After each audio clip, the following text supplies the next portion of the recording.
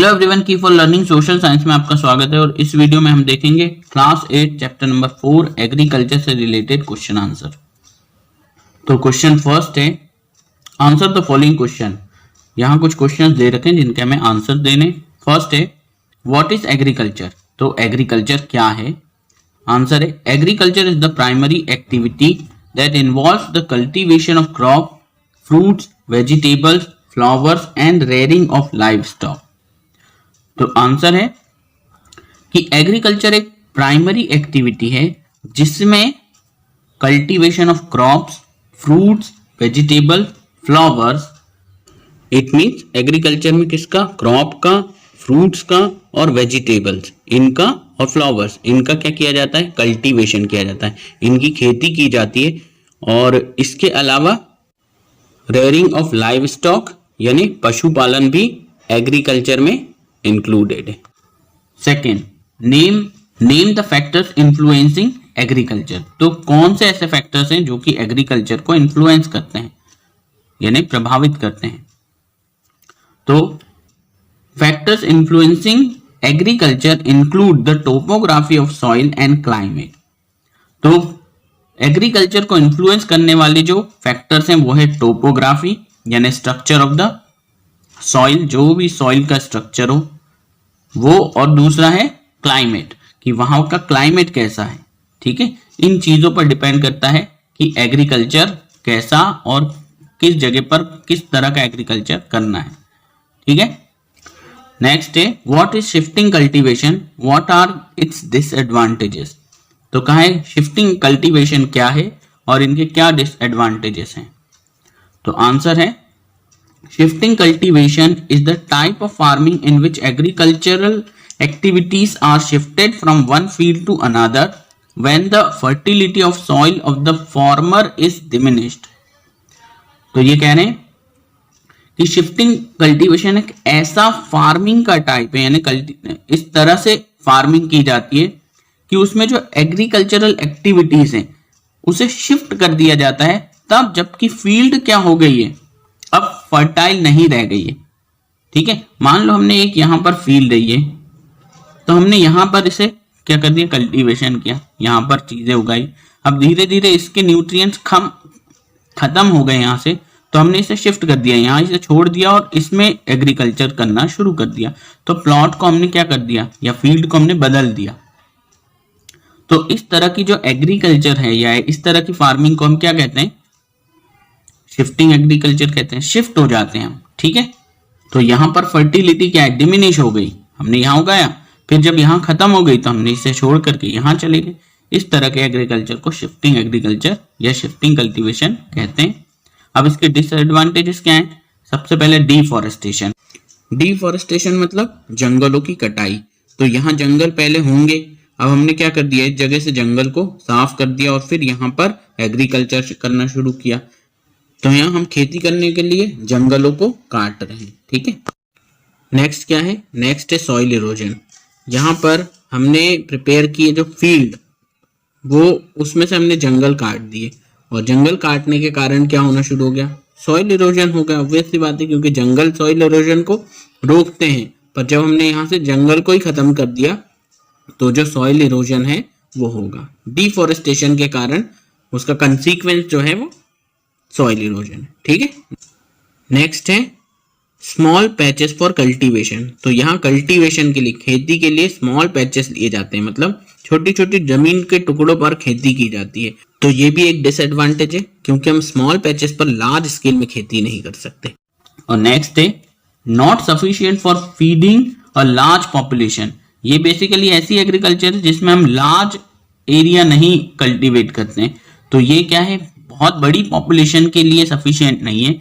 Next, fourth, what is plantation agriculture. Plantation agriculture क्या है? Plantation agriculture is a type of commercial farming where only single crop like tea, coffee, sugarcane, cashew, rubber, banana और cotton is grown. A large amount of labor and capital are required. The product is processed on the farm itself on or nearby factories. तो यहाँ है plantation agriculture. क्या है plantation agriculture? एक commercial farming का type है जिसमें कि सिंगल टाइप ऑफ क्रॉप्स, एक ही तरह की फसलों को क्या किया जाता है, बड़े बड़े फार्म्स में उगाया जाता है।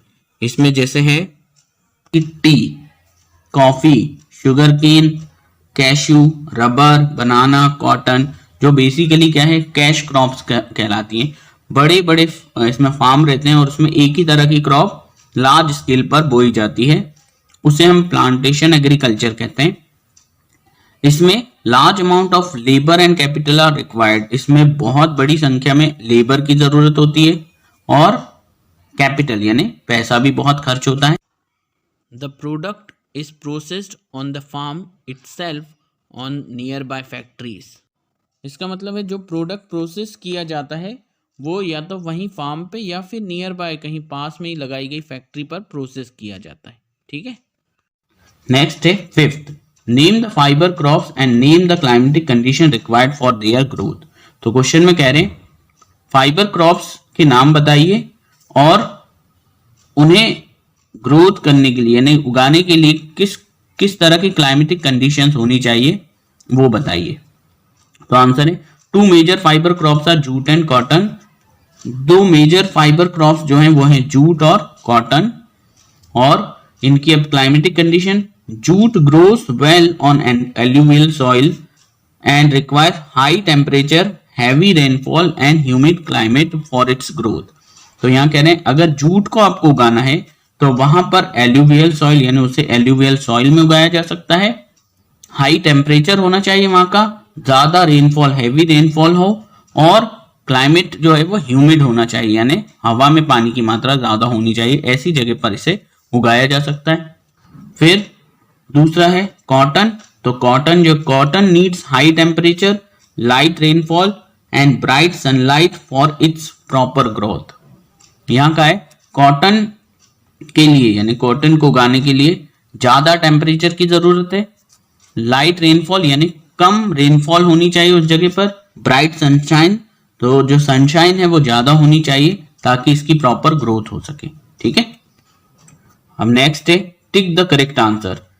फर्स्ट है हॉर्टिकल्चर मीन्स। हॉर्टिकल्चर का क्या मतलब है? तो हॉर्टिकल्चर का मतलब होता है growing of fruits and vegetables. तो ये करेक्ट आंसर है।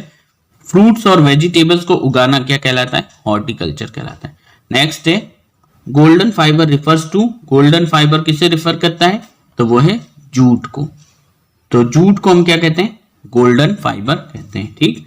थर्ड है लीडिंग प्रोड्यूसर ऑफ कॉफी। तो लीडिंग प्रोड्यूसर कौन है कॉफी का? तो वो है ब्राजील। जो ब्राजील देश है उसमें कॉफी बहुत ज्यादा अधिक मात्रा में उगाई जाती है। फिर नेक्स्ट है क्वेश्चन नंबर 3, गिव रीजन। तो यहां हमें रीजंस देने हैं। तो फर्स्ट है in India agriculture is primary activity. तो फर्स्ट में कहा है कि इंडिया में एग्रीकल्चर प्राइमरी एक्टिविटी है। तो प्राइमरी एक्टिविटीज क्या होती है? प्राइमरी एक्टिविटीज वो एक्टिविटीज होती है जो कि डायरेक्टली रिलेटेड है किससे? नेचुरल रिसोर्स से। मतलब यदि हम नेचुरल रिसोर्सेज जो है वो डायरेक्टली किस में प्राप्त करते हैं? हम नेचुरल फॉर्म में ही प्राप्त करते हैं, तो ऐसी एक्टिविटीज को हम प्राइमरी एक्टिविटीज कहते हैं। ठीक है। तो agriculture is activity of growing crops, fruits, vegetables, flower and rearing of livestock like sheep, goat, cow etcetera. तो एग्रीकल्चर क्या है? ये एक ऐसी एक्टिविटी है जिसके अंदर क्रॉप्स को, फ्रूट्स को, वेजिटेबल्स, फ्लावर्स इन्हें उगाया जाता है और इसके अलावा लाइव स्टॉक की रेयरिंग। लाइव स्टॉक मतलब जैसे शीप, गोट, काऊ एटसेट्रा, इन चीजों को भी क्या है? पालना और इनसे पैसा कमाना। ये क्या कहलाता है? एक तरह का एग्रीकल्चर है। ठीक।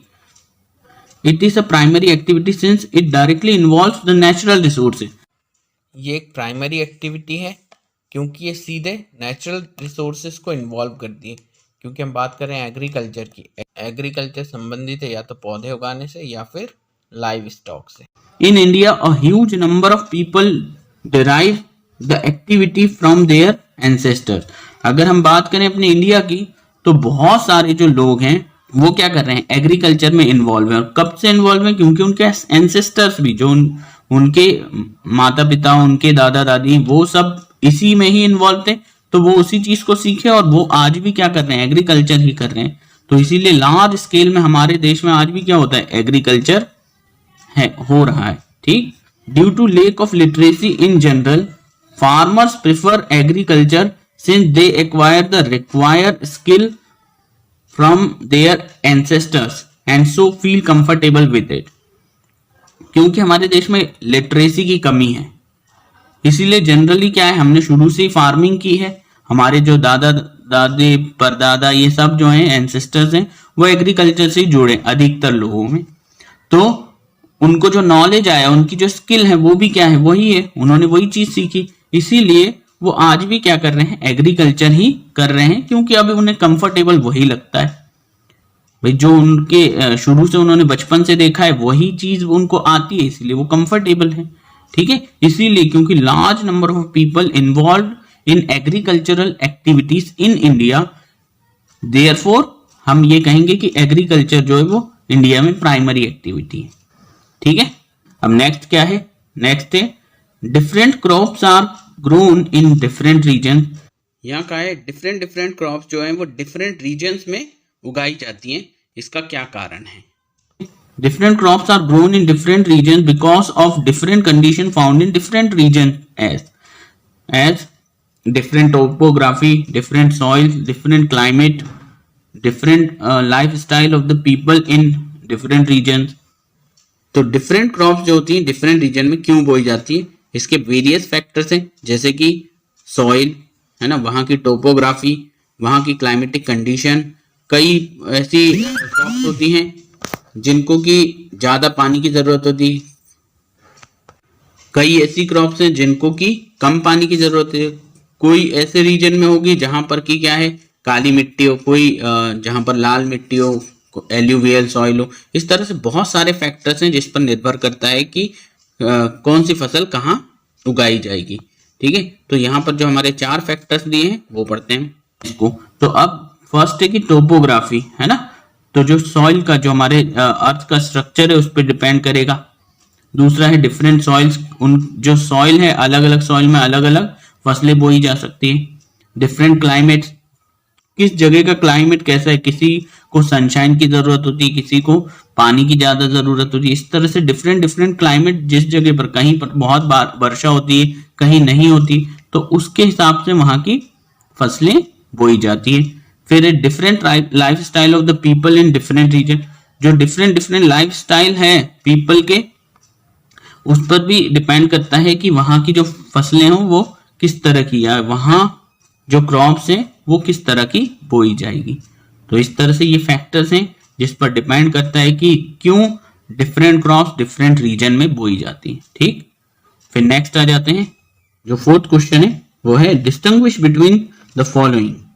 यहाँ हमें इनके प्राइमरी एक्टिविटी और टर्शरी एक्टिविटी और सब्सिस्टेंस फार्मिंग और इंटेंसिव फार्मिंग, इनके बीच में क्या है डिफरेंसेस बताना है। तो फर्स्ट है प्राइमरी एक्टिविटी और टर्शरी एक्टिविटीज।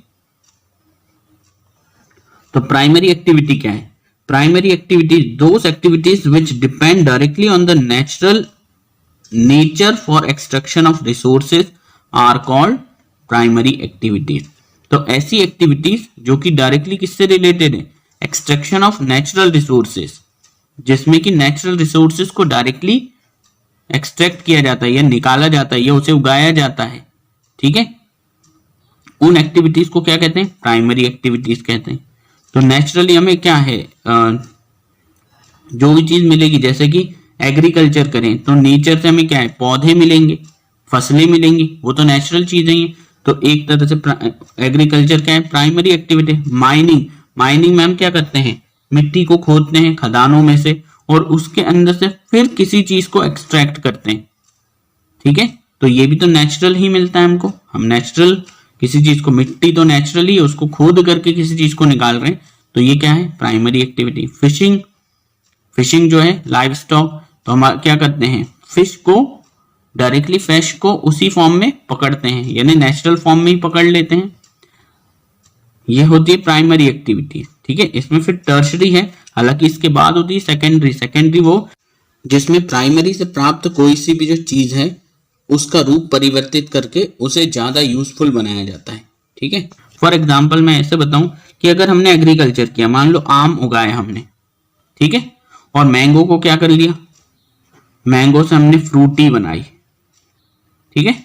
तो फ्रूटी क्या है, वो हमें मैंगो थोड़ी है, मैंगो नेचुरल है। फ्रूटी जो है उसका रस है जो कि हमने निकाल करके क्या है, डिब्बों में बंद कर दिया है, ठीक है। बच्चे खूब पीना पसंद करते हैं इसको। तो ये जो फ्रूटी है ये अब क्या है, सेकेंडरी एक्टिविटी का एग्जाम्पल। इसको बेचना जो है, क्योंकि ये ले लिया, फ्रूटी भी बना ली, इसका मेन उद्देश्य क्या है, इसको बेचना, ठीक है, ताकि पैसा आ सके। तो जो तीसरी एक्टिविटी है वो असल में बेचने में मदद करेगी इसको, यानी लोगों तक पहुंचाने में मदद करेगी, तो वो टर्शरी कहलाती है, ठीक। नेचुरल रिसोर्स प्राप्त करना ये प्राइमरी, उसे रूप परिवर्तित करके ज्यादा यूजफुल बना देना वो सेकेंडरी है।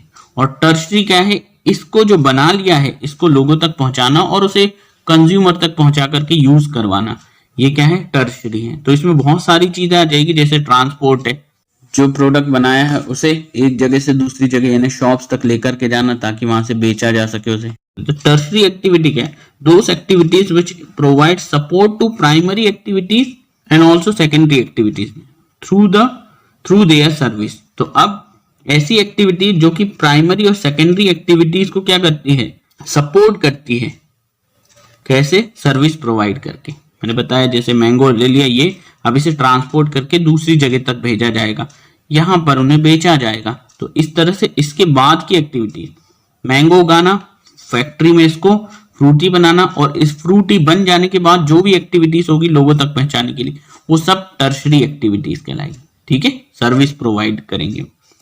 तो यहां पर जो एग्जांपल है वो क्या है, सेलिंग ब्रेड, ठीक है, ब्रेड को सेल करना, सेलिंग बुक्स, ये सब जो है वो टर्शरी एक्टिविटी। फिर नेक्स्ट है second, subsistence farming and intensive farming. Subsistence farming क्या है, इंटेंसिव फार्मिंग क्या है। Subsistence farming, this type of farming is done with the help of primitive tools like हो, डो, डिगिंग, सिक एटसेट्रा। जो subsistence farming है वो एक ऐसी फार्मिंग है जो कि ना प्रिमिटिव टूल्स की मदद से की जाती है ना, पुराने जो औजार हैं, है ना, जैसे हो, डो, डिगिंग, जो हल हैं, है ना, उनसे की जाती थी और उनसे की जाती है। ऐसी जो फार्मिंग है उसको सब्सिस्टेंस फार्मिंग कहते हैं। और intensive farming, this type of farming is done with the help of modern tools like tractor, thresher etcetera. तो इंटेंसिव फार्मिंग ऐसी फार्मिंग है जो बेसिकली मॉडर्न टूल्स की मदद से की जाती है, जैसे ट्रैक्टर, थ्रेशर्स, इन, है ना, मॉडर्न जो टूल्स हैं उनसे की जाती है। मीन्स हम एडवांस टेक्नोलॉजी का यहाँ यूज करते हैं इंटेंसिव फार्मिंग के लिए, ठीक है। नेक्स्ट है, this type of farming is practised on small patches of land. इस तरह की जो फार्मिंग है सब्सिस्टेंस फार्मिंग, इसे छोटे छोटे लैंड पर किया जाता है। वैसे भी इसे किससे किया जा रहा है, प्रिमिटिव टूल्स की मदद से। तो इसे लार्ज स्केल में तो कर नहीं सकते, जो छोटे छोटे जो लैंड्स होते हैं छोटे किसान इसको करते हैं, ठीक है। और यहाँ पर this type of farming practised on large lands, ये जो फार्मिंग है ये लार्ज लैंड्स पर की जाती है। जो बड़े किसान होते हैं वो ऐसे, क्योंकि उनके पास पैसा है तो वो मॉडर्न टूल्स खरीद सकते हैं, ट्रैक्टर, थ्रेशर, वो इनकी मदद से लार्ज फील्ड है उसके ऊपर ऐसी एग्रीकल्चर करते हैं। फिर नेक्स्ट है, the output produced is low. तो यहाँ सब्सिस्टेंस फार्मिंग में जो आउटपुट होता है वो क्या होता है, लो प्रोड्यूस होता है, क्योंकि वैसे भी इसे क्या है, स्मॉल स्केल पर ही किया जाता है। जबकि यहाँ इंटेंसिव फार्मिंग में the output produced is high. तो यहाँ इंटेंसिव फार्मिंग में जो हमें आउटपुट मिलता है वो हाई मिलता है, ठीक है। तो ये था चैप्टर नंबर 4 एग्रीकल्चर क्लास 8, जिसमें सारे के सारे मैंने क्वेश्चन आपको एक्सप्लेन कर दिए। होपफुली आपको समझ आए होंगे। Thank you very much.